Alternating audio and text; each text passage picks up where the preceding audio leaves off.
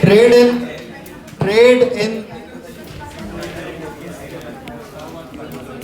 इन एक टर्म है।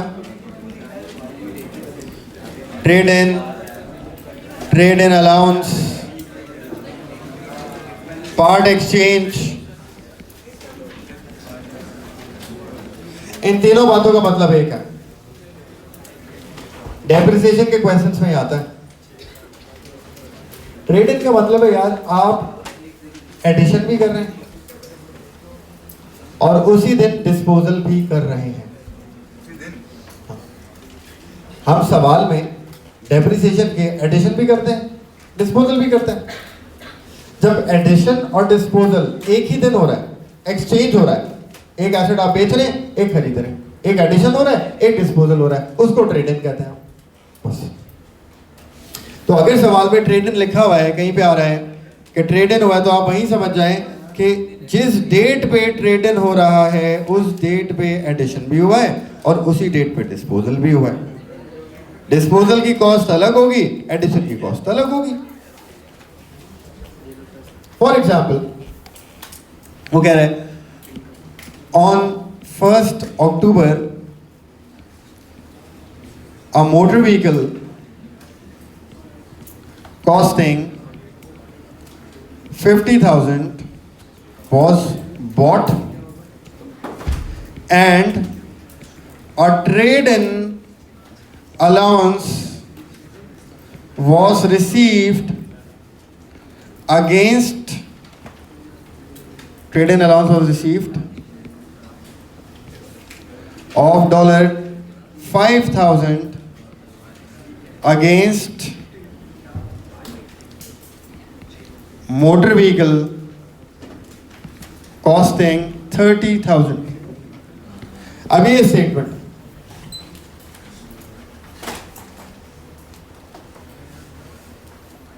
इस स्टेटमेंट में ये कह रहे हैं 1 अक्टूबर को हमने मोटर व्हीकल खरीदा है 50,000 का, एडिशन हो गया, सिंपल एडिशन। तो 1 अक्टूबर को हमने 50,000 का खरीदा है मोटर व्हीकल, एडिशन। ये एडिशन आ गया, कहाँ आता है? वही कॉस्ट अकाउंट के डेबिट साइड पर।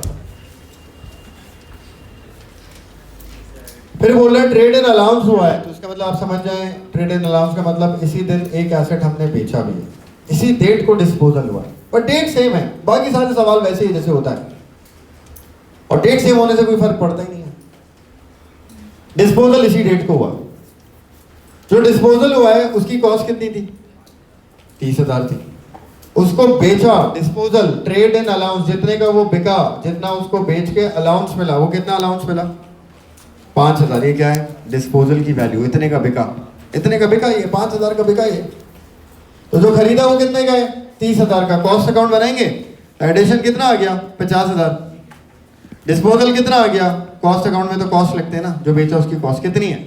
30,000। खत्म। नॉर्मल सवाल है, जैसे होता है वैसे ही होगा सवाल। ये ट्रेड इन अलाउंस होता है।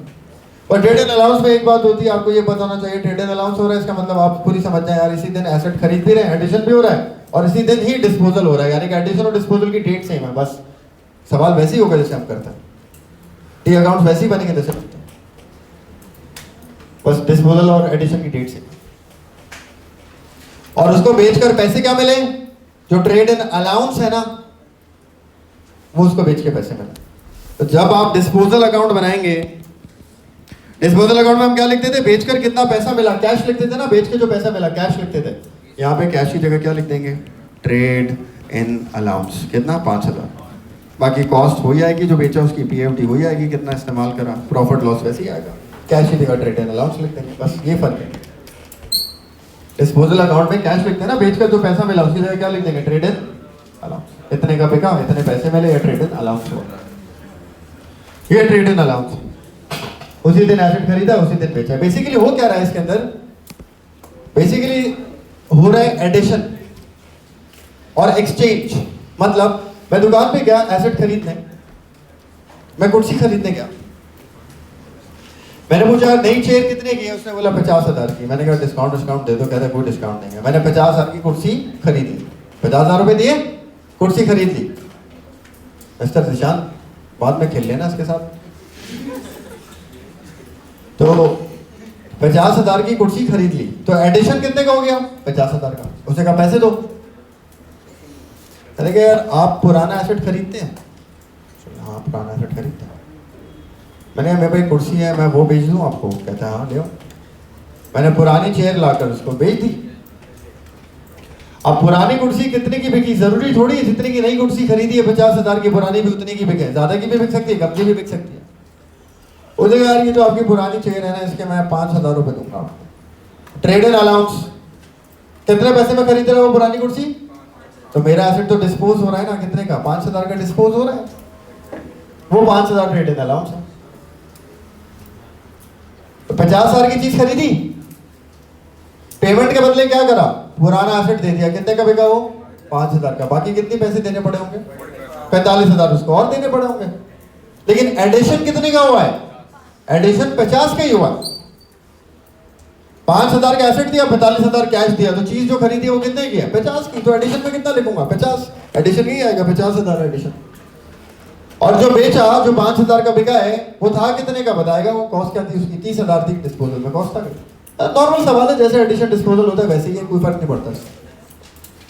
ठीक है, ये ट्रेड इन अलाउंस कहलाता है।